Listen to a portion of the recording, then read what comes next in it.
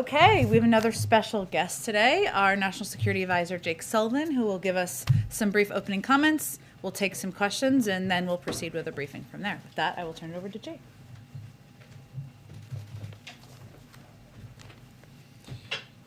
Thank you, Jen. Thanks, everybody. I'm here to provide a brief update on the situation with respect to Russia and Ukraine. We've now completed an intensive week of diplomacy in multiple formats: the Strategic Stability Dialogue, the NATO-Russia Council, and the OSCE. Russia raised its concerns, we raised our concerns, including the actions Russia has taken to undermine European security that Secretary Blinken spoke so eloquently about last week. We stuck to our core premise of reciprocity. We were firm in our principles and clear about those areas where we can make progress and those areas that are non-starters. Allied unity and transatlantic solidarity were on full display, and they remain on full display. The discussions were frank and direct. They were useful. They gave us and our allies things to consider. They gave Russia things to consider.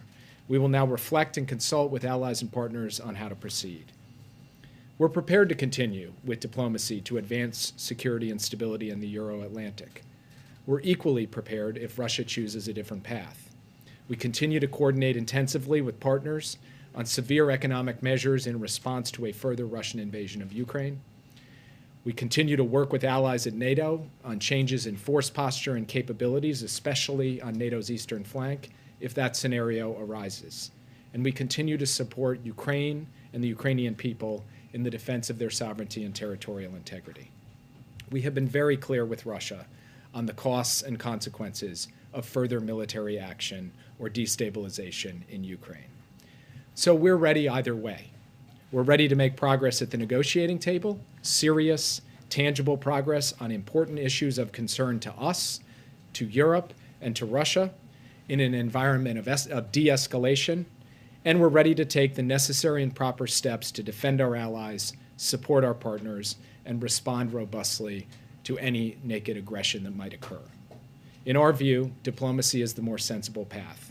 The Russians will have to make their own assessment. In terms of next steps in the diplomatic process, we'll remain engaged with allies and partners and with the Russians and make determinations in the coming days about what comes next. I'm going to leave it there and be happy to take your questions. Is there an agreement to hold more talks with the Russians, Jake? There are no dates set for any more talks. We have to consult with allies and partners first. We're in communication with the Russians, and we'll see what comes next. Jake, could you address the Deputy Foreign Minister's comments, Siri Radcliffe, suggesting that the U.S. that Russia could deploy forces or wouldn't rule out deploying forces in Latin America? Is that something that the U.S. is concerned about? Is that something that came up in those discussions?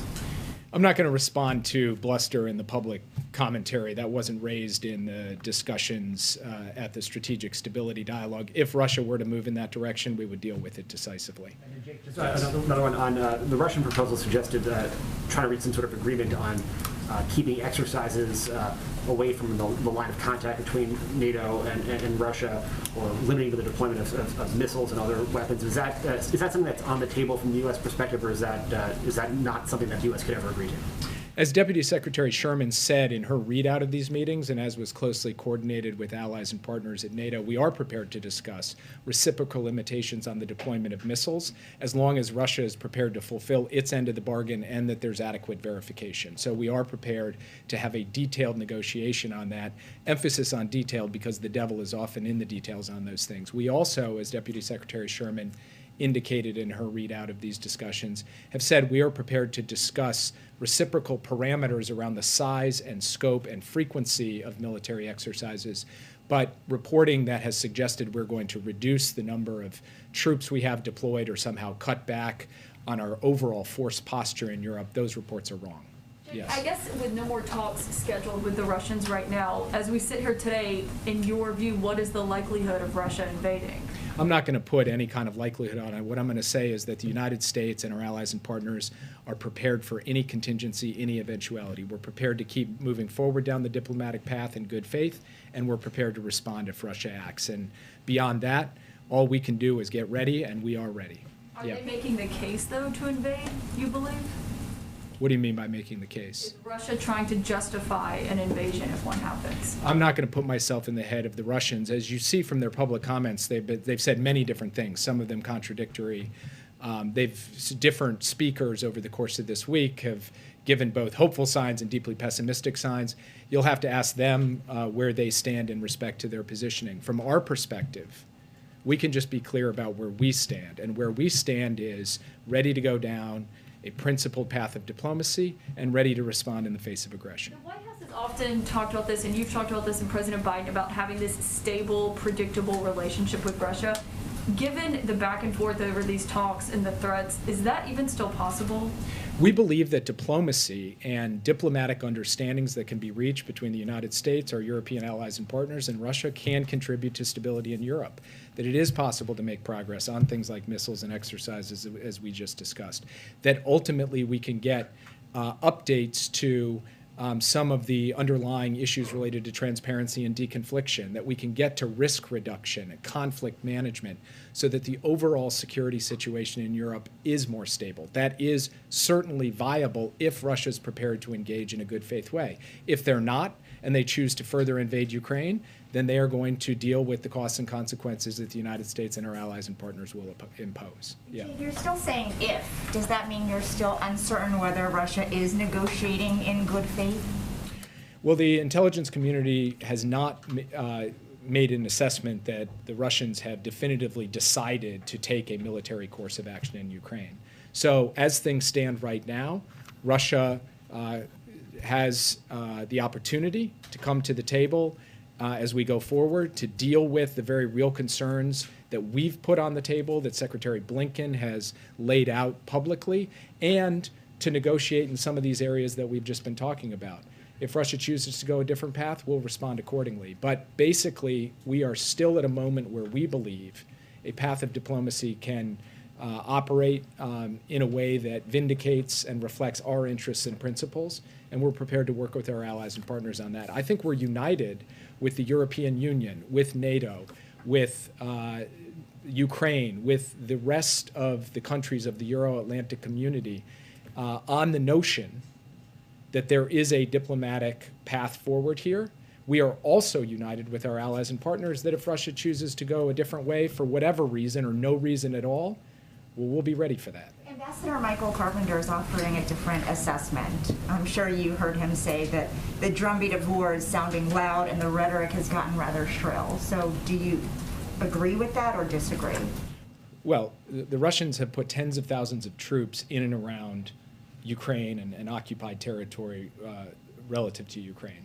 So it is certainly the case that the threat of military invasion is high. That's why I've stood at this podium repeatedly over the course of the past few months, warned about that, and laid out what would come as a result of that in respect to a response by the United States and our allies and partners. So there's no illusions on the part of the United States government. There's no illusions on the part of any of us who have been dealing with this issue about what the prospects are for potential conflict and potential military escalation by Russia. The point that I would make today is that the United States and our European allies and partners are prepared for multiple different eventualities, an eventuality that has us at the negotiating table working on these issues in a serious and substantive way, and the eventuality that has us responding to what Russia does in a clear, effective, forceful way that imposes significant costs on Russia for any action that it might take. Yeah. On those actions, looking at Europe right now, it doesn't seem necessarily that they're prepared to join the aggressive multinational sanctions package that the U.S. has talked about. So if Vladimir Putin were to invade Russia tomorrow, are you confident that the sanctions that you've threatened Moscow with and that you would want to see out of Europe are lined up, ready to go? And secondly, the Kremlin sort of picked one element of sanctions legislation that's up on the Hill, the prospect of sanctioning Vladimir Putin personally today, and objected to that. I'm wondering, is that among the sort of package that you've signaled to them is on the table for Ukraine to be invaded by Russia? The main focus of the sanctions package that we've been working with Europe on have been significant financial sanctions with a start high, stay high mentality, not a graduated application of these sanctions, export controls that go at certain fundamental strategic industries in Russia, and other steps that we would take to ensure that Russia actually had to deal with the economic consequences of this invasion. In terms of your question about my level of confidence in our European allies and partners, I feel very good about the level of engagement and the level of convergence between the United States and Russia. A, on the fundamental proposition that there would have to be severe economic consequences, and B, on both the categories, types, and targets of sanctions that would have to flow. Does that mean that the US and Europe are going to have precisely the same list down to every last detail? No. Does it mean that I will be able to stand before you and say the United States and Europe have moved in unison on the application of severe economic measures? I'm confident that I will be able to do that. Can I ask a question about the cybersecurity meeting that you held today? I'm wondering, in terms of the Log4j vulnerability, how many federal, or if federal systems have been affected by that vulnerability, if it was because the government hadn't done the necessary patchwork to prevent it from happening, and if the firms that you spoke with today made any commitments in terms of financial assistance or other assistance to maintain kind of critical open source software, since this seems to be an issue that continues to bubble up. So first, the president signed an executive order last year that goes to procurement of software by the United States government and fundamentally raises the game. And we're in the process of implementing that. And actually where things stand with respect to departments and agencies of the U.S. government today as compared to nearly 1 year ago today when the president took office, we are in a much more robust posture. And that's due to the work not just of the interagency, but of specific departments and agencies that have implemented that executive order. In terms of the session today, I'm not going to speak on behalf of the companies in terms of the commitments they made, but it was an incredibly constructive discussion about ways that the public sector and the private sector can work effectively together to ensure that public sector systems are more robust and resilient and private sector systems are more robust and resilient. I'll leave it at that. And we will try to develop, along with the participants in that meeting, an agreed readout so that we're not betraying any confidences. Yeah. On Russia and Ukraine, Secretary Blinken said at the start of the week that he didn't expect any major breakthroughs this week, but that one positive outcome could obviously be a de-escalation of tensions. Given the current state of play, given everything that you've said, what specifically does that look like from your view, Russia de-escalating right now? It would involve them reducing the number of forces that they have deployed in aggressive postures towards Ukraine. That would ultimately be a key part of de-escalation.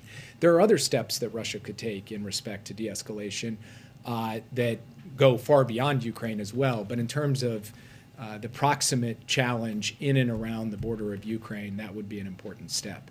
I would also say one other thing that I think is very important that, Tony, you mentioned Secretary Blinken's comments at the beginning of the week. He said something at the end of last week that I want to underscore, which is that our intelligence community has developed information, which has now been downgraded, that Russia is laying the groundwork to have the option of fabricating a pretext for an invasion, including through sabotage activities and information operations, by accusing Ukraine of preparing an imminent attack against Russian forces in eastern Ukraine. We saw this playbook in 2014. They are preparing this playbook again, and we will have, the administration will have further details on what we see as this potential laying of a pretext to share with the press over the course of the next 24 hours. Yeah.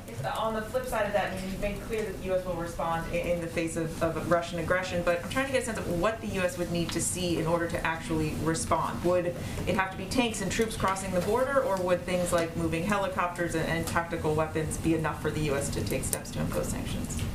We believe that that is the further invasion of Ukraine, and it will trigger a response from the United States and the international community. Yeah. Thank you, Jake. I want to ask about your current policy in this crisis, but first, if you'll indulge me, I'd like to ask something of a historical nature first.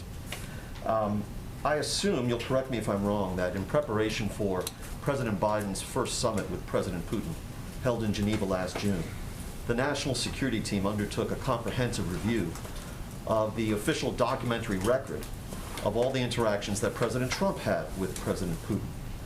You may recall during the Trump presidency we saw reporting to the effect that Mr. Trump and or his aides took some steps to prevent the maintenance of a full record of those interactions. Without asking you to disclose any classified information, can you assure us on 2 points? Number one, did your review uncover any evidence of any effort at any point along the way in the creation and storage of those records to tamper with that process? And number two, did your review uncover any evidence of any impropriety of any kind or severity on the part of President Trump in his interactions with President Putin? On that question, I've got nothing for you. Okay. To current policy then. This administration has tried without success to use sanctions to compel the military in Myanmar to abandon its coup d'etat. This administration has used sanctions without success to compel China to release the concentration camp inmates in Xinjiang. The Obama administration, of course, used sanctions without success to try to deter Russian annexation of Crimea. Here you stand again, brandishing the threat of sanctions to try to deter a Russian invasion of Ukraine. Why shouldn't this be perceived as clinging to a failed tactic, and why shouldn't President Putin assess on that basis that his adversary is operating from a position of relative weakness? President Putin has indicated that what he does not want to see is further NATO force posture coming closer to his border. President Putin has indicated that what he does not want to see is further American and allied support to Ukraine. President Putin has indicated that what he does want to see is the further strengthening of Russian strategic industries in the Russian economy. We have laid out on all of those metrics that Russia will suffer costs and consequences in the event of a further invasion of Ukraine, and he can make his own determination about what he wants to do. But the United States is going to act. We're going to act with our allies and partners on those issues in those ways. We have the capacity to do that, and we will do that, and President Biden has been clear that that's what we intend to do. Yeah. Sanctions work? Well, so first I would say that if you go back to a personal experience I had, which was the negotiation of the interim agreement and then contributing to the Joint Comprehensive Plan of Action, we do believe that economic pressure on Iran had a meaningful impact on bringing it to the table and ultimately putting a lid on its nuclear program. There are other instances where sanctions have worked, and of course there are instances across administrations, Democrat and Republican alike, where sanctions have not achieved the full result. And so I'm not going to stand before you and say sanctions are a panacea, they're a tool that solves every problem. But remember, sanctions are only one part of the way that we and our allies are talking about how we will deal with a potential Russian invasion of Ukraine. We have other tools to bring to bear as well. Those tools also bear on the interests and the security capacities of the Russian Federation. And our goal at the end of the day here is not to get into an escalatory spiral. It is to find a way forward consistent with our principles, consistent with our interests, and consistent with open, transparent consultation with our allies to pursue diplomacy. If that works, great. If that doesn't work, we're ready. Yeah. With all of that said, is the window of time closing when it comes to diplomacy on this issue? And when you talk about options that are on the table, you said sanctions is one of the tools. What are the other options? Presidents have a whole host of options, and they've always said when they are met with these types of situations, all options are on the table. Are all options on the table for this moment? Well, we've been clear both directly to the Russians, and we've actually been clear publicly about some of the other options. And they include changes in the forces and capabilities that the United States and NATO would deploy to Eastern Flank allies to reinforce and strengthen the robustness of Allied defense on Allied territory. We've made clear that in the event of an invasion, in addition to the support we are currently providing to the Ukrainians, we would dramatically ramp up that support to support their territorial integrity and sovereignty. We've also been clear that we are going to work in tandem with allies and partners, not just in Europe, but in other parts of the world, on export controls that would have an impact on strategic industries in Russia. So those are some of the additional tools that we can bring to bear in this context. All of them go to the basic proposition that the United States is going to look to strengthen and reinforce our position and our allies' position, and to support the Ukrainians in the event of an invasion, further invasion of Ukraine. But what about the window of opportunity for diplomacy? Is that closing, as I asked earlier? Look, it's hard for me to characterize where things stand on the diplomacy because we've come through these 4 days. We need to sit and consult with allies and partners. Wendy Sherman is just getting off a plane. She may have gotten off a plane in the last few hours. We'll take stock of where we are. We'll consult, and then we'll determine next steps. The Russians will have to do the same. And all I can tell you is, as far as we're concerned, we are ready to move forward on diplomacy, and we are ready to go down the other path.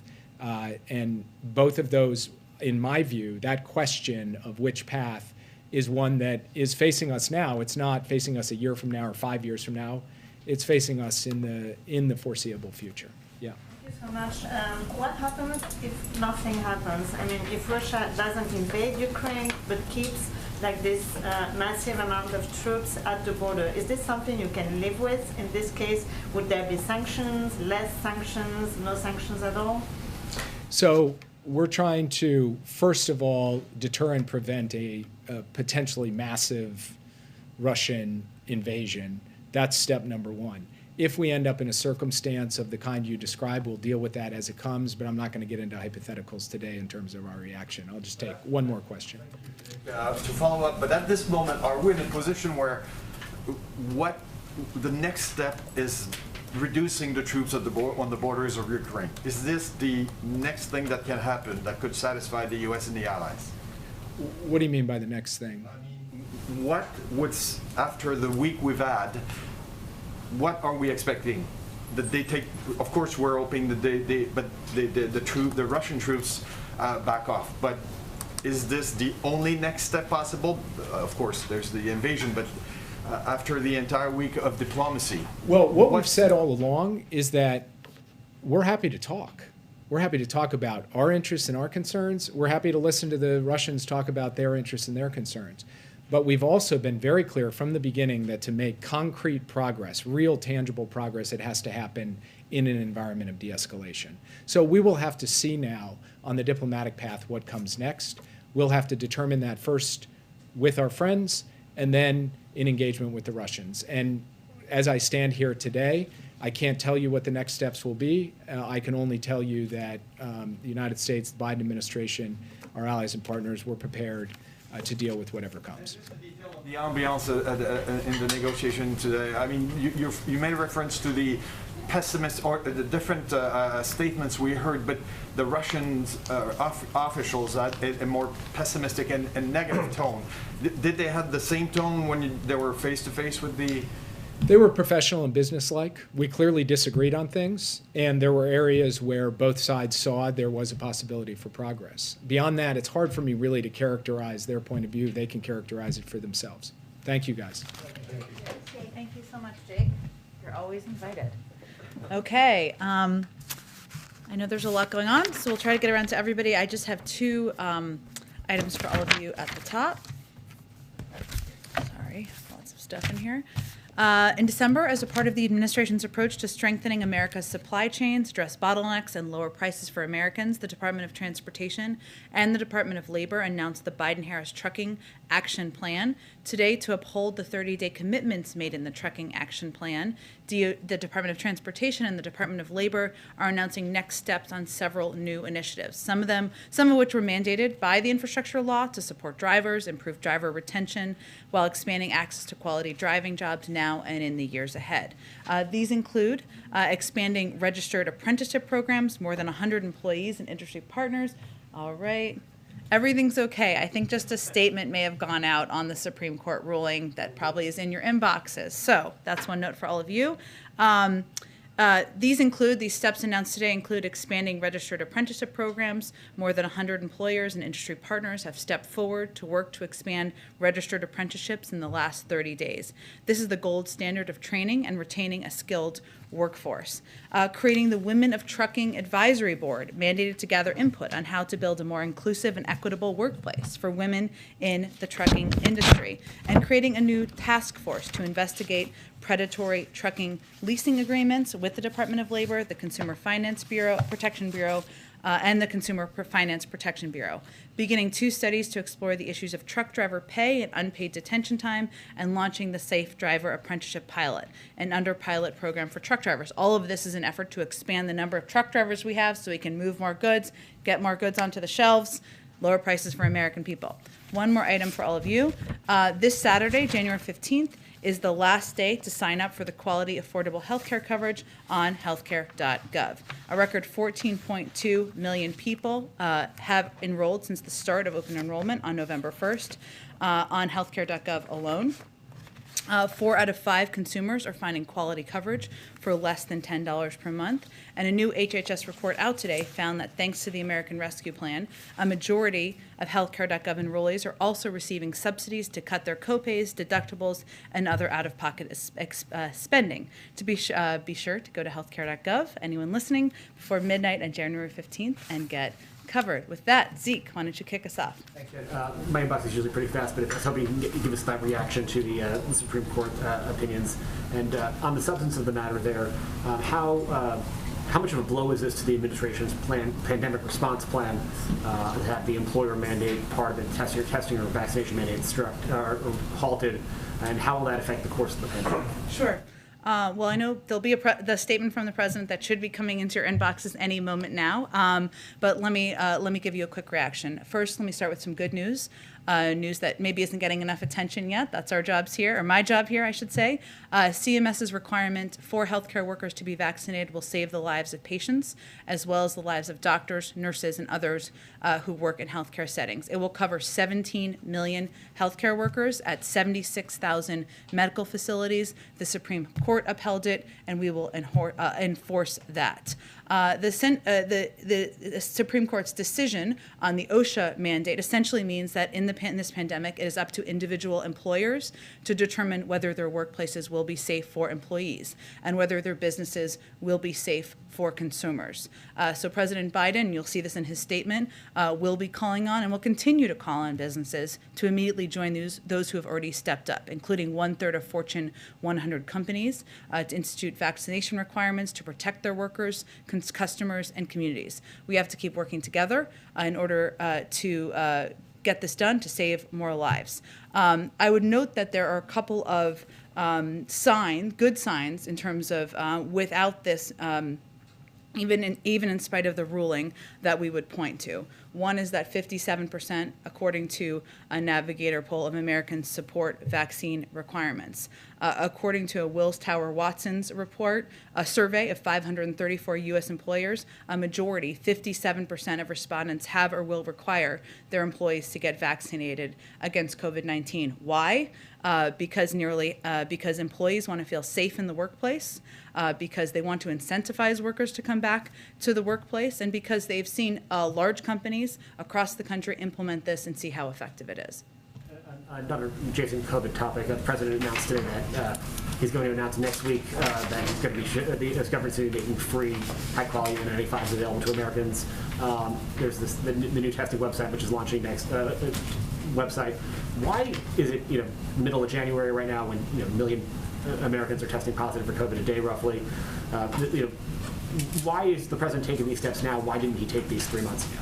Well, let me first say that what we've been working to implement is building on the steps we've taken over the last 6 months and more. Remember, when the president took office, there were 0 or 1 approved at-home testing option on the market. Now there are 9. We needed to expand the market capacity. The president used the Defense Production Act, $3 billion invested to expand that market. The reason he was able to announce the plan to purchase an additional $500 million beyond the $500 million we already announced is because of the expansion of the market. And just since last summer, leading up to December, we had quadrupled the size of the market. So if you look at the comparison, right now we're doing almost 12 million tests a day in this country. We were doing under 2 million tests a day a year ago. There's about 300 million tests that are happening in this country every single day, in part because there's 20,000 sites, because there are federal sites now across the country, new ones we announce every day, because we've sent 50 million tests to community health centers. So all of this is an effort to build on that and make sure that that capacity and we're meeting the unprecedented demand for tests. But these are steps that the president's taking now because there's a net need. Presumably, he could have done the exact same thing 3 months ago when maybe it would be in effect now when the need is obviously greater than the system has capacity to deliver on right now. Well, I would say, Zeke, that again, because of the steps we've taken, we're able to, there's 300 million tests that are happening in this country every single month. And that is enormous progress. We're not starting from zero. That is my point. So this is building on that. But in terms of the number of tests available on the market and the expansion of the market, remember a number of them were just approved at the end of October or beginning of November. Using the Defense Production Act means we needed to ensure there's manufacturing capacity and build on that. This has all been a building process, and we're continuing to expand and build from here. I would also note that in recent polls, despite some of the conversations we have in here, it's less than 10% of the American public that can't find a test. We have expanded capacity, and you're seeing the impact of that across the country. Lastly, on the voting push, we've heard a lot from the president talking about Republican-controlled states taking actions to limit ease of access to the polls. I'm wondering, election laws we know differ from state jurisdiction to jurisdiction. Has the president ever reached out to Democratic states, states like New York that don't have early in-person voting, or New Jersey or Delaware that have some different laws that exist, maybe down south, and called and encouraged them to loosen their voting laws to bring them in line with some of the restrictions he's objecting to being rolled back right now? Well, I think the president's view on expanding access to voting, whether it's the expansion of early voting or the number of mail-in voting boxes, steps we know works to increase the participation of people in the process, is something it's very well known that he strongly supports. The DNC typically does a lot of the outreach on election implementation, but I don't think it's a secret where the president stands, and certainly you heard him say that earlier this week and convey it again on Capitol Hill today. Could you talk about, go ahead. give us a few details of what the back and forth was like with the president and the senators at the lunch? He sounded pretty frustrated when he came out. I think he sounded passionate. That's what I saw and heard. Look, I think the president conveyed directly to the caucus what many people heard him say across the country a couple of days ago, that now we face a systematic effort to dismantle democracy, not just voter suppression, but subversion. You heard him say that when he came out and spoke after he left the meeting. He conveyed that this is a historic chance to save our democracy, need to protect the fundamental form of American government. And his view is this should absolutely be bipartisan. I know we've talked a bit about the history of Senator McConnell's support multiple times over, writing about it in his book for voting rights in the past. There are 16 Republicans serving now who supported voting rights in the past. Even as the president has said, Strom Thurmond did back in the 80s. Obviously, he's not serving today, but just as an example. So that's part of the point he made. Also, I think it's important for everybody to understand that his view is that he would put his record of standing up for the history of the Senate, the institution of the Senate, the rules of the Senate up against anyone's. Democrat, Republican, anyone serving today and before then. But his view is that there are times in history, now is one of them, where you can't allow the protection of process to get in the way of protecting people's fundamental rights. That is also an argument that he made today to the caucus. What happens now with the legislation? Well, Leader Schumer has obviously conveyed what his plan and his path forward is, and I think members are going to have an opportunity to vote and decide and determine what side of history they want to be on. Go ahead. Thanks, Jen. Did Senator Sinema's remarks on the floor today come as a surprise to President Biden, or had she conveyed them in private to the president or to the White House? I'm not going to get into private conversations with any senator, including Senator Sinema. Can you tell us the last time they spoke? I'm not going to get into more details about private conversations. Okay. During his first press conference last March, the president was asked if there was anything he could do to protect voting rights outside of passing legislation. At the time, he said yes, but I don't want to reveal my strategy. Now, can you tell us whether the White House has identified any more executive actions that the president can and plans to take? Well, first I would say the president did sign a historic executive order early on in his presidency. Also, since that period of time, I believe the Department of Justice has doubled their funding and support for protection of voting rights in states. Obviously, he has spoken about this issue very vocally in recent months, since that period of time, multiple times as well. The vice president has been leading this effort to gather support across the country, and we're of course going to continue to look for ways to protect people's fundamental rights. The next step is, of course, these votes in the Senate. I have a question about a video that Iran's Supreme Leader posted on his website that appears to show a robot conducting a drone strike, killing the former president at his Mar-a-Lago golf club. Is the intelligence community assessing this threat and working with former President Trump to offer protection of any kind? I'm not going to speak to the work of our intelligence community. Obviously, the kind of rhetoric or video from the Supreme Leader is something that we've seen, offensive rhetoric and behavior in the past. But I'm not going to speak to more specifics of internal discussions. But are you aware of the video? I don't have any more details on it. And then one more for a colleague who's not here. The embassy in Baghdad, the U.S. embassy just tweeted about an attack that happened there. Do you have any details or any response? I don't. This may have just recently happened. I don't have any more details, but we can venture to get you something after the briefing. Go ahead. Back on the Supreme Court's decision, more than 80 million people would have been affected by this vaccine and testing mandate. So what kind of impact does this decision have on the broader effort just to get COVID under control? Well, I think we're already looking at this point in time of more than 71% of people have had both shots that to make them fully protected. Obviously, we're encouraging people, of course, to get boosted. More than 80%, 83%, I believe, at this point, have had their first shot. We're going to continue to work full speed at doing that. Obviously, this was a step that we announced and we had every intention of implementing because we knew that it was the point where putting in place requirements in the workplace would help get more people vaccinated. The good news is that a number of companies have already decided to do that and do that successfully. And the work and the effort is really going to be on their shoulders. So really it's going to depend on how effective that is. And your message to employees and workers who may see this decision and be concerned about what comes next for them? Our message is that we're going to continue to work with employers across the country and continue to convey very clearly what the benefit of vaccine or testing requirements would be on workplaces, both as many companies struggle to fill their workplaces, struggle to bring people back to the workplace, people who are concerned about their safety, that this is an effective measure, and there are many models across the country to implement it.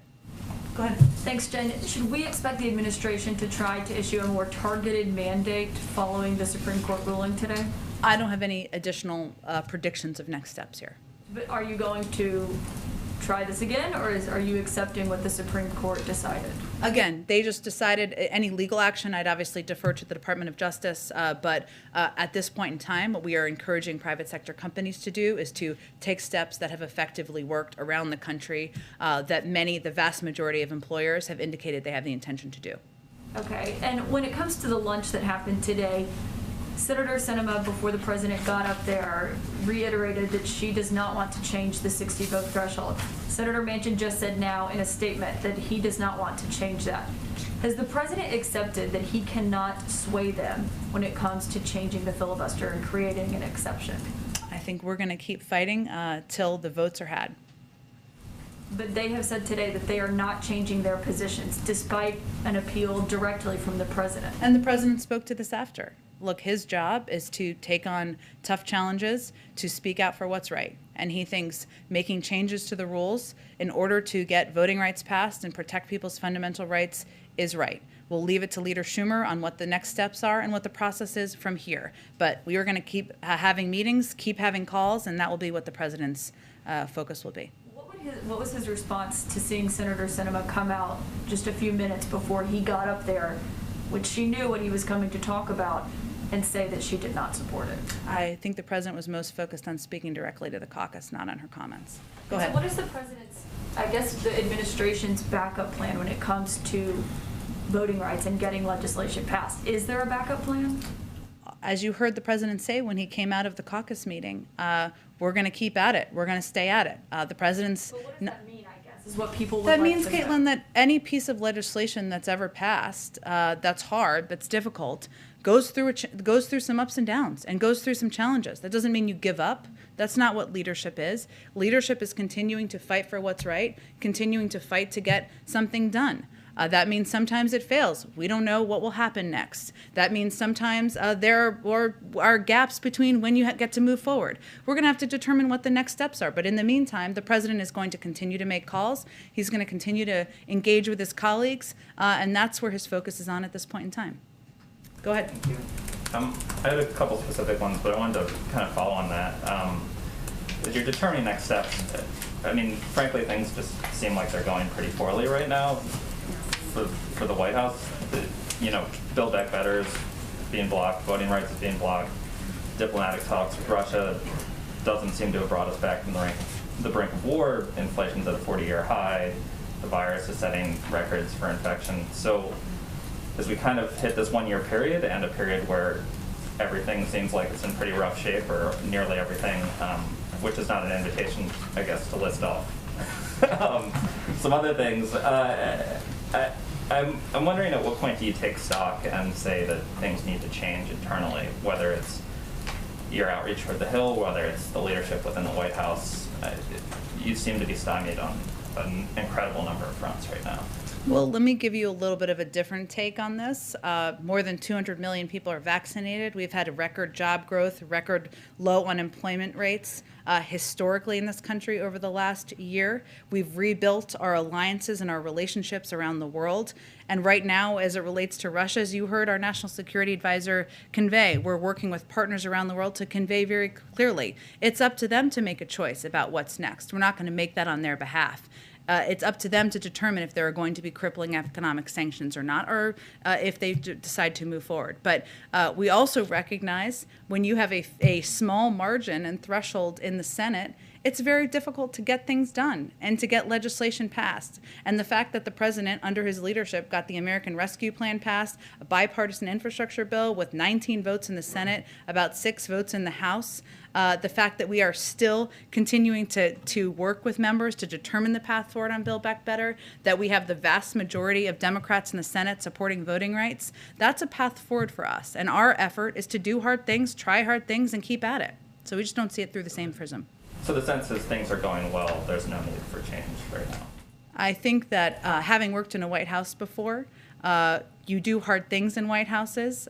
You have every challenge at your feet, laid at your feet, whether it's global or domestically. And we could certainly propose legislation to see if people support bunny rabbits and ice cream, but that wouldn't be very rewarding to the American people. So the president's view is we're going to keep pushing for hard things, and we're going to keep pushing the boulders up the hill to get it done. Two quick things. The president announced the distribution of high-quality masks earlier today.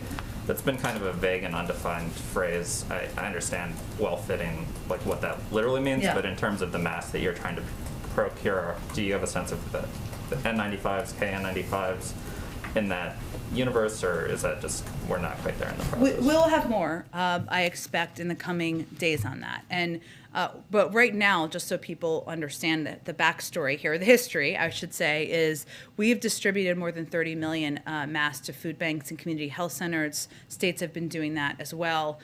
We have a stockpile of 700 million high-quality masks in the government, and they are also widely available across the country. So what we're talking about here is making high-quality masks, as you know, available to the American people for free. There are a lot of ranges of high-quality masks. I think we'll have more details on that and what that looks like next week. And then, I know you're limited a little bit about what you can say about politics from the podium, but the RNC said today that they would ask their candidates not to participate in debates held by the commission that has done it for the last few decades.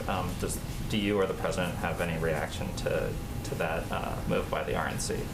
Well, the president has participated in many debates over the course of his career and believes they play a role in allowing the American people to hear from candidates and where they stand. So I think it's more a question best posed to the RNC on what they're so afraid of. Would he participate in a debate that was planning to run for re-election, at least he said, and would he participate in a debate outside of the commission? I would point you to the DNC for that and any more specifics. Go ahead. The president, when he spoke to reporters after the Senate lunch today, he spoke about the voting rights push in the past tense. He said, "We missed this time." What then is the political value in moving forward with these show votes, given that the president effectively has acknowledged that this process has ended and risks potentially shining a light on Democratic divisions? Well, I think you all can count who's for and against each vote, whether it's changes to the Senate rules or supporting these voting bills themselves. And I think it's very people publicly know where senators stand at this point in time. We will leave it to, and we'll work in lockstep with him, Leader Schumer, to determine what the next steps are here. And I know he's spoken a bit to that. But ultimately, this is about continuing to press to move forward on the protection of voting rights and to use it as a moment to elevate this issue as an important issue for people across the country. And of course, any senator is going to be put in the position of determining what side of history they're going to stand on. And that's, I guess, the purpose of a vote. The president also spoke about voter subversion when he spoke to reporters. Yeah.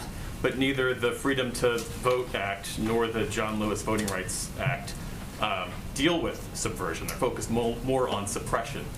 Would the president want to see Democrats, if this process does move forward in the future, address laws in these 19 states, some of which would potentially allow for the overturning of a free and fair election? Well, the John Lewis Voting Rights Act, actually in Section 112, actually makes it illegal for state officials to willfully fail or refuse to certify the aggregate tabulations of votes or certify the election of the candidates receiving sufficient such votes to be elected to office. That is obviously addressing a root problem we're seeing in laws in many states across the country. And what these laws are meant to do is provide some fundamental baselines for protections for voters, and that's an important part of doing it. Obviously, there's more you will continue to build from there, but that's an important component, I think, that sometimes everyone isn't always aware of in the John Lewis Voting Rights Act. Oh, go ahead. One unrelated question about the U.S. Postal Service. Yesterday, the Board of Governors elected a new chairman, someone who has expressed support for Postmaster General Louis DeJoy, who, as you know, has had a very controversial tenure. What's the White House position on the persistent delivery delays that the Postal Service seems to be experiencing, at least anecdotally, and DeJoy's current place as Postmaster General? Does he deserve to have that role? You know I love anecdotal data. I will tell you that going back to the holidays, 97 or 98% of packages from the Postal Service were delivered on time. So there may be anecdotes from that 1 or 2%, but that's actual data. There are delays region by region. Okay, but 98% across the country. We have expressed concerns in the past about DeJoy's leadership. DeJoy, that was a little slip there. DeJoy's leadership in the past, that has not changed. I will say, though, and I know this has been raised, so I'm just going to use this as an opportunity to address it, that many members of the Postal Service, including leadership, has expressed confidence and an interest in playing the role in delivering tests to people across the country, and their confidence in doing exactly that. So we take them at their word, and certainly we're encouraged by the data we saw from December. Go ahead, April. Oh, April, let me first say, 25 years covering the White House. That's pretty significant. I don't have a song for this, but just congratulations. I mean, I'm a terrible singer, so we don't want that anyway. Go ahead. You could give me an interview with the president, but that's a whole other thing. On the record, right. On another issue, Jen, the issue of policing. As you're working on voting rights, we understand simultaneously you're working diligently on this executive order to bring more teeth into protections for people, Americans, particularly minorities who are dying at the hands of bad policing. What is different with this executive order versus what could have happened on Capitol Hill? We understand laws have more teeth, but I understand that you guys are working to bring more teeth into these executive orders. Talk to me about that. It's a great question, April, and as you know from covering this closely, we were kind of waiting on any executive orders out of deference to the negotiations that were happening in a bipartisan manner. And of course, we believe that the ability, especially in a bipartisan way, when possible, to move forward on legislation makes it permanent, right? And that is not the case, of course, with executive orders. In terms of the specific details, they are under discussion. I just don't have anything I can outline for you at this moment because there's an internal policy discussion. So I understand there's a sense of urgency on it. I was told from one source it was days, and then others said it could be weeks, but it's happening soon. Why the sense of urgency right now, especially when you're dealing with voting rights, trying to figure that out as well? I think there's a recognition and a commitment by the president to deliver on what he promised. And of course, we were very supportive of the efforts to negotiate police reform on a bipartisan level. Obviously, that didn't move forward as we would have hoped. And so there's a legal policy substantive process that has to go through in the consideration of executive orders. That's ongoing. It is hard to predict the timing of that, so I don't want to do that from here. But it's a reflection of the president's commitment to delivering on his promise. And last question, when candidate or president-elect, I guess you would say, Joe Biden was building his cabinet, he specifically singled out Marcia Fudge for her work and the fact that she was one of the presidents of Delta Sigma Theta Sorority Incorporated that is having its Founders Day. He talked about the great work that the sorority does. What does he have for the Delta Sigma Theta Sorority Incorporated today as they're celebrating Founders Day, since he knows about them so well? Of course. Well, the president wishes the women of Delta Sigma Theta Sorority Incorporated a happy 109th Founders Day and many more years of academic excellence and service to those who are members. The president has been very vocal of his support, as you noted, April, for Delta Sigma Theta and all Divine Nine sororities and fraternities. In October, Vice President Harris hosted a historic meeting of the Divine Nine Council of Presidents at the White House, which included immediate past President Beverly Smith, and we're incredibly grateful to the work Delta Sigma Theta has done to uplift communities across the world, especially the hard work of former National President and current HUD Secretary Marcia Fudge, and the women of Delta Sigma Theta who work on behalf of the American people in the Biden-Harris administration each and every day, of which I hear there are a few. Go ahead. Thank you so much. Also a one-year kind of question. Sure. When you listen to the president's inauguration address, you hear the words unity, you hear better angels of America. We didn't hear these words in his speeches at the Capitol or in Georgia. Does it mean that he has changed his state of mind, and does he think that America can't be unified anymore? No, actually quite the contrary. I mean, the president believes that protecting people's fundamental rights to vote and participate in the process, whether you're a Democrat, a Republican, an independent, whatever party you are a member of, that is not a partisan issue. It should be a unifying issue. And that is why he reflected when he went to the caucus today on the fact that there are 16 Republicans who have supported voting rights in the past, because it is not been historically a partisan issue. And he's not prejudging who people support. He is trying to protect people's ability to participate in the process. Just a follow-up, if I may. With the Congress as it is, with the Supreme Court as it is, what's the way forward for the rest of the mandate? Is it more executive orders? Is it smaller steps rather than big transformative reforms? What's the idea? Well, that's a big question, but I would say that. The president has had, we feel, we've had a lot of success over the past year getting the economy back on stronger footing, getting 200 million Americans vaccinated, getting a bipartisan infrastructure bill passed, rebuilding our relationships in the world and America's standing in the world. And what we want to do now is build on that in year two. That means continuing to press to get voting rights done, to get Build Back Better done.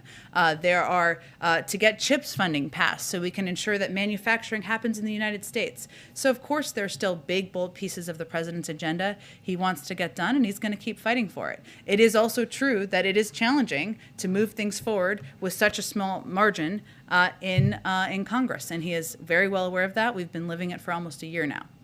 Go ahead. Jen, a testing question that a couple from pool colleagues who Sure. be here. The president mentioned the other 500 million tests that Yep. are now in the works. Can you give us any sense on timeline when you're looking at contracts, when you're looking at delivery, when people will actually end up seeing them after they see this first 500 million? Sure. So I had said earlier this week that we were looking to finalize our contracts for the first 500 million within the 2 weeks. I can give you an update that now we're at the point where we've procured about 380 million of those tests, and we're going to continue to build from there. So the plan is to, we feel we're making very strong progress, of course, and after we conclude this phase, we'll begin awarding contracts for today's announcement. We'll continue to proceed from there. So can you give a rough ballpark on when that second $500 million might? Not yet. We may be able to as we kind of proceed in the process, as we have done with the first 500 million, but I don't have a specific update yet at this point in time, just a status update on the first 500 million, and obviously when we conclude this phase, we'll move to the next 500 million. You had mentioned earlier in the briefing that less than 10% of the population is now having trouble finding a test. Can you kind of... There was a recent poll. I'm happy to tweet it after the briefing if you'd like, to make it available to all of you. I think it was a YouGov poll. We still see, we know how much you love anecdotal data, but people talking about the long waits, people talking about CVS, et cetera, et cetera. The president made it a point to say testing has gotten so much better today, but that would be pretty stark if it's now 1 in 10 Americans claiming that they're... Well, I said a recent poll, which I think is just important to note because obviously what we've been doing to date and where we are at this point in time is 300 million tests every single month. That is a lot of tests. And sometimes you would think that no one is able to get a test and no one is being tested when nearly 12 million people are being tested every day. At the same time, as I have said, as the president has said, we want to do more and we are continuing to do more. And that's why we're running this expedited process to procure more tests to ensure they're free, they're accessible, and they're available to people across the country. And two go ahead. Radio Pool colleagues, Okay. If you will. The FAA ground stop earlier this week on the heels of the North Korean missile test. Can you give us an idea what information you all have about that? And is there a fear that these tests, North Korean tests, may actually pose some type of danger or issue for U.S. civil aviation? I believe the FAA has spoken to this and taken kind of a look back at what happened. I think it was a 15-minute ground stop, and they have reflected on the procedures that happened and taken a look for them moving forward. I would note that our national security and most importantly our defense officials across the country after those tests conveyed that no officials were at risk.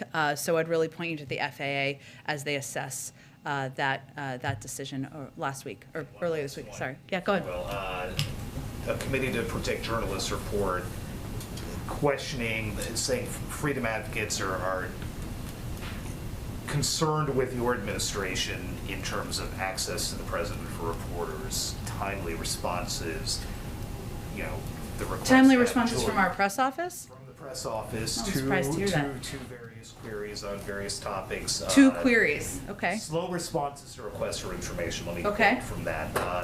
The request to extradite Julian Assange, restrictions on access to the media at the southern border, limited help for Afghan journalists. Can you give us a comment from your perspective on how you see those things playing out and what some of these criticisms are?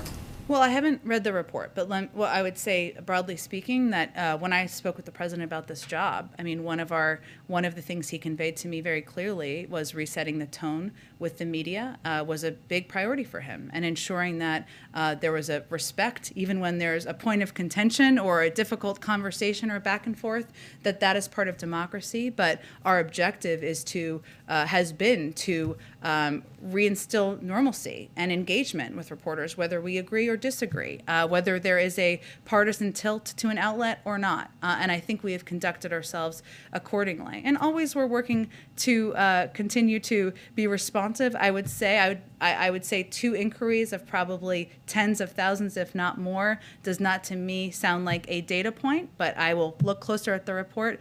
The other thing I would say is that the president has taken questions at about 250 occasions over the past year. If you average about 3 questions per time, that's about 750 questions he's taken. That does not include the formal press conference he did in March, other press conferences he's done. That's about 3, so let's say 1,000, just to be generous there. That's about 3 questions a day. I think the American people have seen him out there answering questions. He will continue to be. That's an important part of his engagement with the press and the public, and that will be a part of how we continue to conduct ourselves. Go ahead, James. Thank you very much, Jen. Thank you. I want to ask one on the economy and one on the pandemic, if you don't mind. Sure. On the economy, in yesterday's briefing with Mr. Deese and in today's briefing, you have both cited economic metrics that showed great progress across 2021, from the unemployment rate to job creation to a rise in real household income. And when citing the progress in those areas, both you and Mr. Deese attributed that progress to specific administration policies and legislative initiatives. Yet when it came to the highest inflation in 40 years, both you and Mr. Deese attributed this to a variety of external factors, from the pandemic to supply chain constraints to inaction by the Congress on Build Back Better. So, to be clear, for the American people in this midterm year who are going to be assessing the performance of the president and his party, where specifically inflation is concerned, does the buck stop with the president? Well, I would say, James, first, that the president has spoken to the fact that costs for Americans and the squeeze it puts on Americans is a top concern for him. And I think Brian Deese also conveyed that yesterday. And that's why he put in place a supply chain task force, why we've prioritized taking steps, including having a port czar, including ensuring there are more truckers on the roads, to ensure there are more goods moving and more goods on the shelves. And we've made a lot of progress in that regard. Of course, that's his responsibility and the responsibility of the economic team. I also think it's notable that if you go back to earlier this year, there were not the projections of the economic growth we have seen or the decrease in the unemployment rate we have seen. And that is in part, not just according to us, but many outside economists, to the bills that have passed, some of them bipartisan, and the work of this administration to get the economy up and going again and address COVID. So your answer is yes, he owns the job creation, he owns the low unemployment rate, and he also owns inflation, correct? I think any president should own everything happening in the country, and the president certainly sees it that way. Pandemic. The president's remarks this morning included yet another exhortation to the unvaccinated population to get vaccinated. He has, since assuming office, made dozens and dozens, perhaps hundreds, of these kinds of appeals to that particular population. Do you have any evidence? Indeed, do you have any sound basis for determining at all whether he is having any success in urging that population to do as he counsels? We do. If you go back to December of 2020, just over 30%, maybe 35% of people in this country was open to getting vaccinated. Now we're at the point where more than 80% of the country has gotten at least one dose.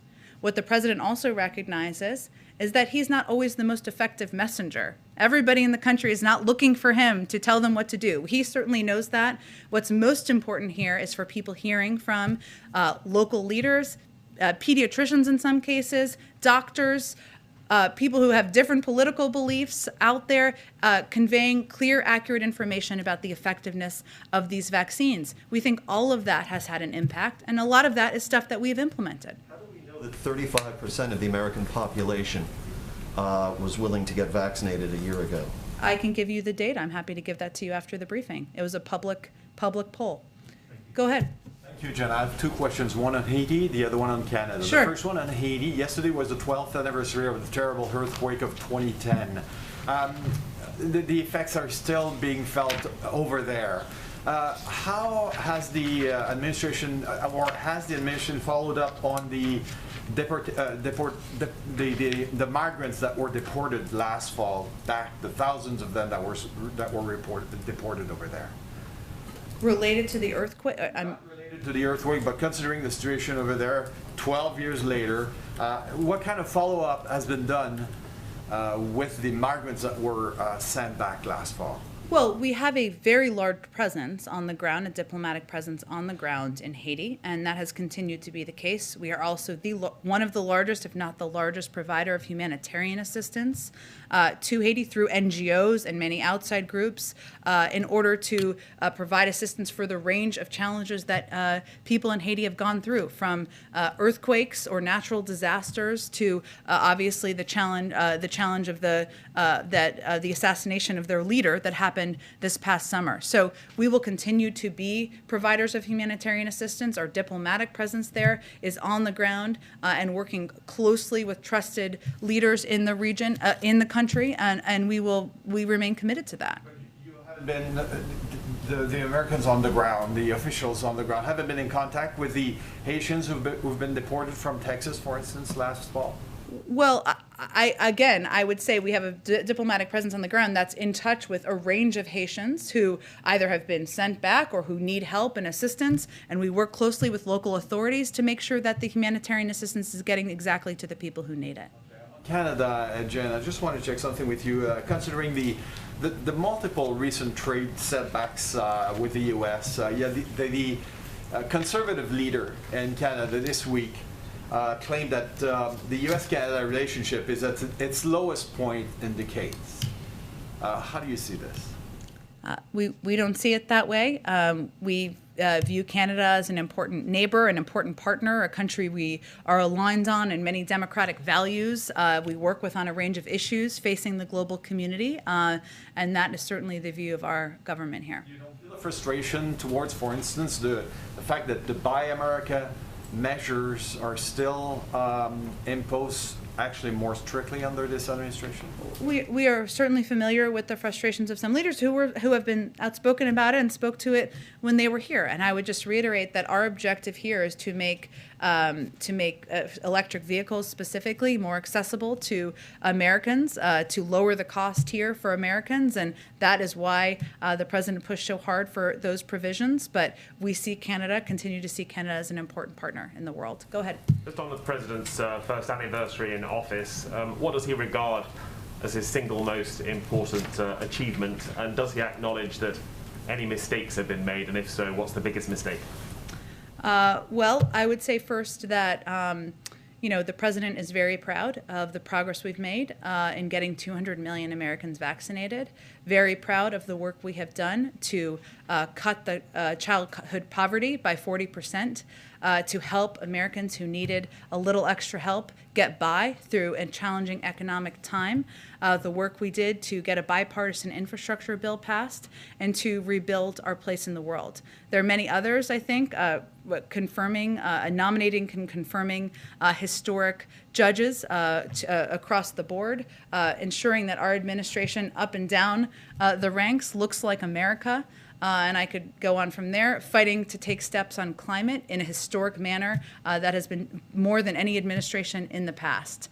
In terms of what we look back, I'm not going to speculate on that from here. I will let the president speak to that the next time you all see him. Did he underestimate Donald Trump's continued grip on the Republican Party and how difficult that would make it to work across the aisle and unite the nation?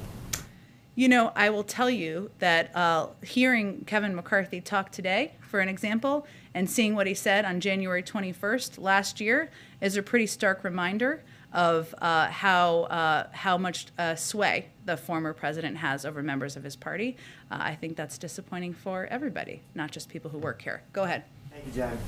I wanted to ask a question from some colleagues who couldn't be here. Sure. And then before I get to that, I wanted to follow up on a question that Justin asked. Sure. The president was in the Senate for 36 years. Yeah. We're at a point where his legislative agenda on Build Back Better and Voting Rights Act has hit major roadblocks. Is there some introspection that his approach to the Senate is not working, and are there changes that he's making to his approach to the Senate, given his experience there? Well, I would also point to his experience leading him to stay focused and committed to the bipartisan infrastructure bill, something that many said could never happen. And when it was voted on, 19 Republicans voted for it. He leaned on his experience in the Senate to get that done. He leaned on his experience in the Senate to get the American Rescue Plan done and passed into law. And he will continue to lean on his experience in the Senate and as a former vice president to press for voting rights legislation, to press for Build Back Better, and getting those pieces of legislation done. So I would say, the successes we had in the past year and that he had, despite the fact that there was a slim margin, are actually, I guess I'm biased, but pretty impressive given the margin we had in the Senate and the challenges we had up against us. Given that he's ending his first year underwater in the polls, more Americans disapprove of his job in office than approve of his job in office. What is he planning to do differently in his approach to the job in the second year that shows that he's listening to that disapproval? Well, I think what you see in most of these polls is a real frustration and exhaustion with COVID and the fact that it is not over. We share that. We understand that. People are fatigued across the country. It's impacting how they live, how they work. They're worries about their kids, their ability to experience joyful things in life like concerts and going to restaurants and seeing friends. We understand that. The president knows that the best, most important step he can take is to continue to fight to get the pandemic under control and also to lower costs for Americans across the country. So I would say it's a continuation of the fights that he built a great deal of a base for over the course of the last year. The president doesn't think that the disapproval rates are a reflection of the way he's approached the job. Again, I would point you to what most data shows you, which is a frustration about COVID. And prices, and he believes, and he's believed from the beginning that addressing COVID and the economy are number 1, 2, 3, 4 issues, and that continues to be the case today. Just a couple questions from colleagues who couldn't be here. Do Biden and Putin have plans to meet in the future? I don't have anything to predict for you on that front. As Jake mentioned, we're just, of course, concluding the third round of talks. People are going to go back to their capitals. They're going to discuss and assess and see where things stand. So in terms of next steps, we'll have to see. We'll know more over the coming days. In those talks, is there a deadline for Moscow to de-escalate in Ukraine? Again, I'm not going to set any deadlines here. Ultimately, the choice is really up to them. Are they going to proceed in invading Ukraine? If so, there are going to be severe consequences and economic impacts that will be devastating to the economy there, far beyond what happened in 2014. If that's a choice they want to make and they think that's to their advantage, that's a choice. They only have the power to make that. Thanks, everyone. Thank you.